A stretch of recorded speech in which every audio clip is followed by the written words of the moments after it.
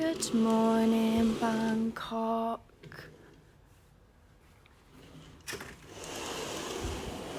What a beautiful day, eh?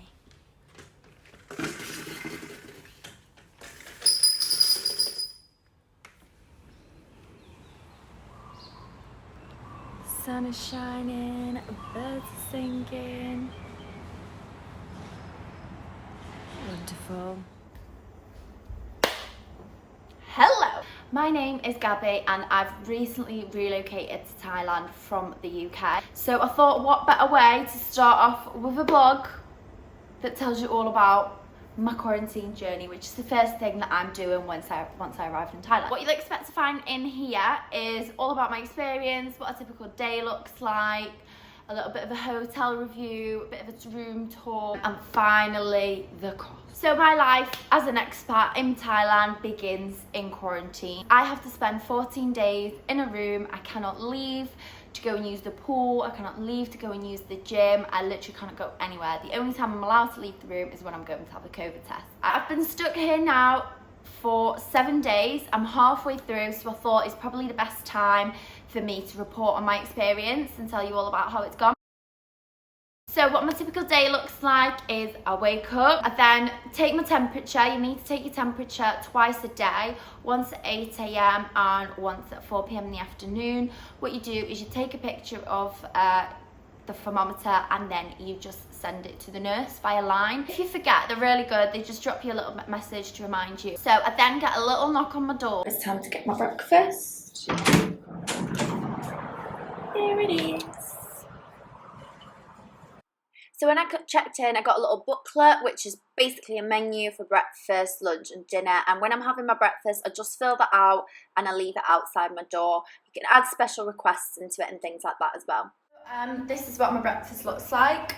So I ordered an American breakfast, which you get 2 little fried eggs, sausages, ham and a very small piece of bacon. Got some pots and pans here. They weren't actually here when I arrived, but I found that my food was arriving really cold. So I told them and they brought this up for me. There is no microwave, however I do think you can rent one. They bring you like jam, butter, and then I normally ask for some extras. So I've asked for some ketchup, salt. I've asked for some extra lemon, but I can see they've brought me lime, so maybe they didn't have any lemon. The meals come at set times. In the morning, they come between 7:30 and 8:30, but it's normally around 8:30. I've never had breakfast yet before 8. Lunch comes anytime between 11:30 and 12:30. Dinner comes between 5 and 6. After I have my breakfast, I do some sort of a workout, some exercise bands with me and a skipping rope. I also requested a yoga mat while I've been here. I think the yoga mat is 300 baht, which works out about £6 English. Don't mind paying that because it then means I get to keep it as well. So that's been really handy. I've been using that every day, even twice a day sometimes. So if you are thinking of staying in ASQ, quarantine in Bangkok, and just remember, you know, bring your own exercise equipment if you want to do anything like that. Here, you can't rent equipment other than a yoga mat. Some other hotels offer packages with a yoga mat already included should you want one, or you can pay extra to hire equipment such as a treadmill or a bike. You can't do that here, and to be honest, I wouldn't use stuff like that anyway because I like doing my own thing. So after I've done my workout, I normally just sit out on the balcony for an hour, do a bit of scrolling or just read a book. Then I normally go for a shower and then it's time for lunch.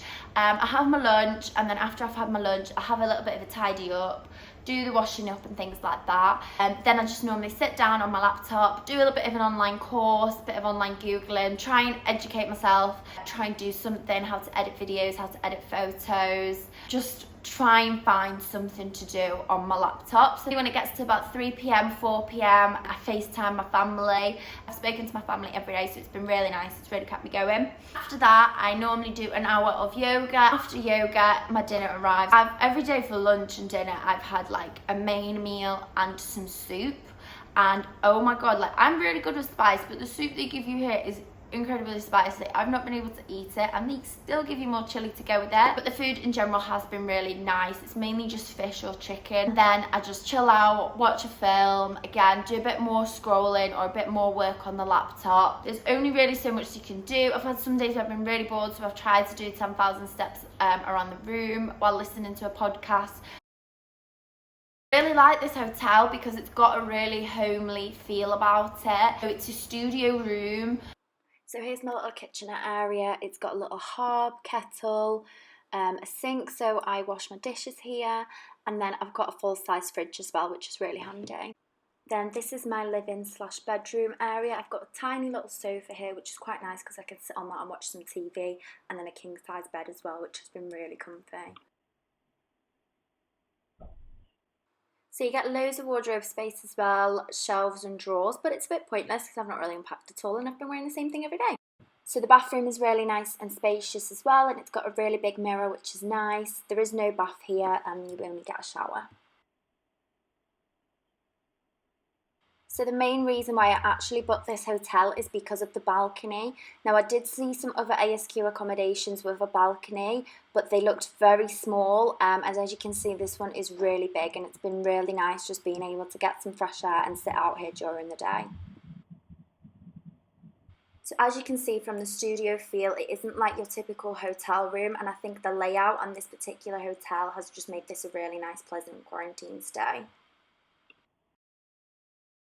So what to bring with you? In this particular hotel, the TV is not a smart TV and it does not have any international channels. If you do have a Fire Stick or something like that, just bring it with you just in case, because you never know. Some hotels will specifically and clearly say, we give you international channels or a smart TV with Netflix available. I have seen some packages like that. This particular one didn't specify, and because I was bringing my Fire Stick anyway, I didn't ask.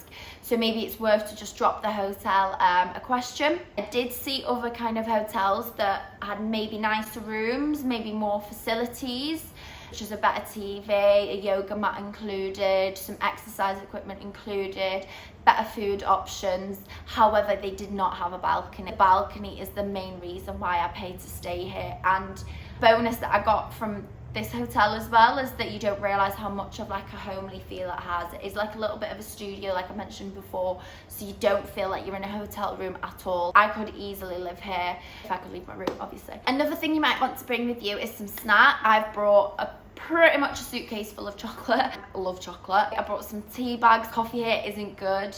It's instant Nescafe sachets, so if you do want to bring your own coffee, then feel free to do that. Stuff like washing up powder. You can do laundry here, but I've done my own washing just in the sink, and I've just put it out there on the chair and it's dry really quick.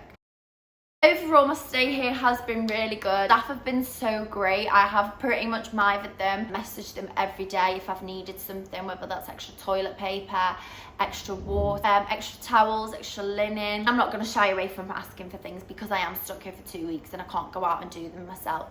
And in general, the staff have been really lovely. Communicate with them via line. That is how you communicate with the staff at the reception and the nurse as well. During my stay here, you do get 3 COVID tests included in the cost of your stay here. What I like about this hotel is that you can order food from 7-Eleven. The staff will go to 7-Eleven and get food for you. However, they do charge a 20% surcharge on top of that because obviously they're the ones that go out and pick that food up. You can also order food via Food Panda. How did I book this accommodation? There is multiple websites that you can use. You can use Thai Embassy. There is another website called Thai East which you can use, and I'll link all of these down below.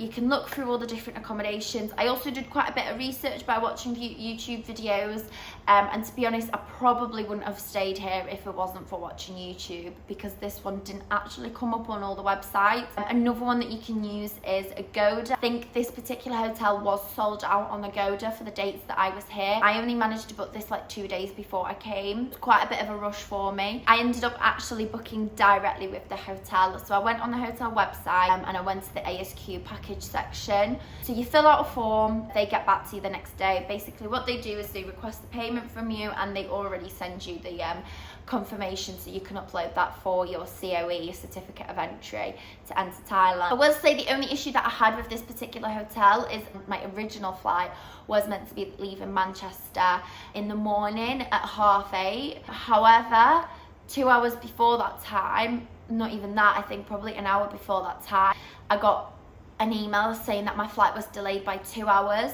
which would have meant that I missed my connection to Bangkok, as it was a connecting flight, and I would be, if I did get on that flight, I would have been stuck in Switzerland for 2 days, which would not have been a possibility for me because I'd have nowhere to stay. I'd have to do another COVID test, which means I would have to pay more. Because of that, I managed to find a flight later on that day with Etihad, which went by Abu Dhabi.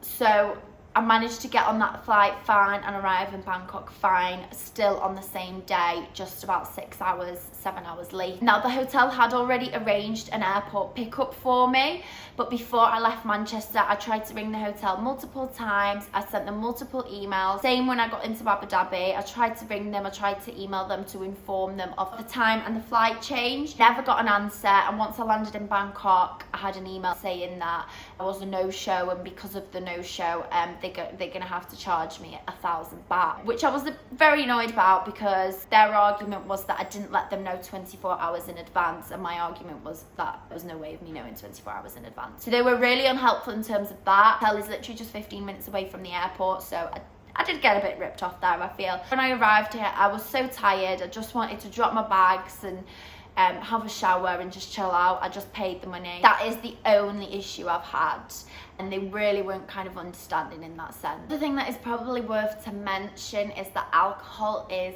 banned, so they will not go to like 7-Eleven and get you a load of booze. It is completely banned in this particular quarantine hotels. I'm not sure about the others, but just think how good that first sip of Chang will be when you finally get out of it.